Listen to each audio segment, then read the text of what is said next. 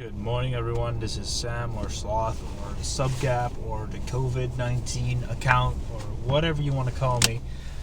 So today I just woke up with 98,000 infections, confirmed infections that is. So we are nearing the 100,000 mark.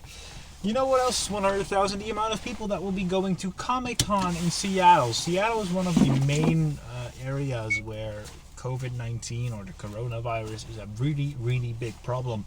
But anyway, the mayor and the company behind the event, I can't really remember what the company's called at the top of my head, but you'll find it.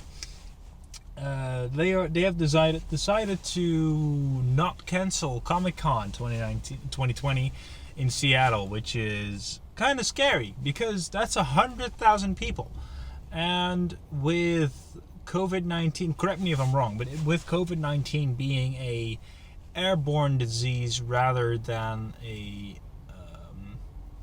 I'm not okay. So the difference is, as far as I know, correct me if I'm wrong, the difference is between COVID-19 and other diseases is COVID-19 is airborne. So if I'm sitting in a car with you or near you and I'm breathing out air and you're breathing in that air, it sounds really weird, but you know what I mean, you can get sick. While with other diseases you'd have to cough or whatever. I think that's the main difference.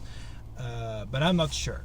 What I do know is that having around 100,000 people in a confined area for multiple days is a very bad idea. Because Seattle's already pretty infected with COVID-19. We're not sure. I mean, of course, for every person that's confirmed infected, there's friends, there's family, there's subway workers they've been near, there's colleagues, there's parents, kids, I don't know. So the full scope of the amount of infected people is probably going to be bigger than it is now because the incubation period is 2 weeks. And I've heard conflicting reports about COVID-19 being transmittable in your incubation period. People say yeah, it does. People say it doesn't. The World Health Organization has been kind of mixed about it. I'm not really sure what it is now, but basically I think if Comic-Con 2020 in Seattle is gonna happen with 100,000 visitors, that's gonna be a major hub for the coronavirus COVID-19. I hope not, but you know, yeah. So if you're planning on going to Comic-Con, probably better not to do it. And also what really irks me is people saying, yeah, but I'm healthy, so I'll be fine. Yeah, you'll be fine, but maybe the elderly lady you'll be in an elevator with won't be fine if you're infected with COVID-19 and you infect her.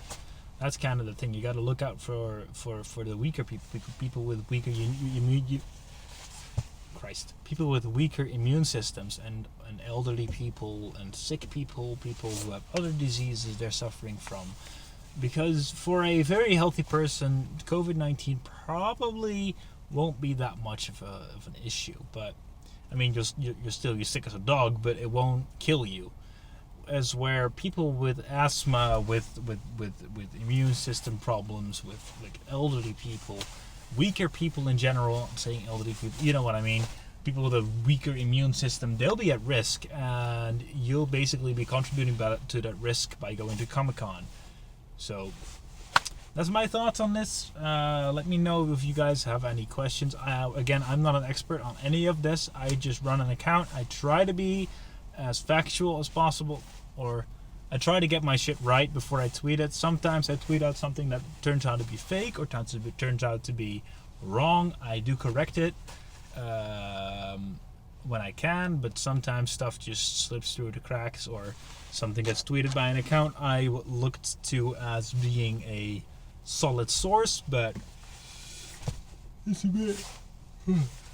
a bit of a mixed bag sometimes. So please bear with me while I figure out how that works, and have a good day. Don't go to Comic-Con.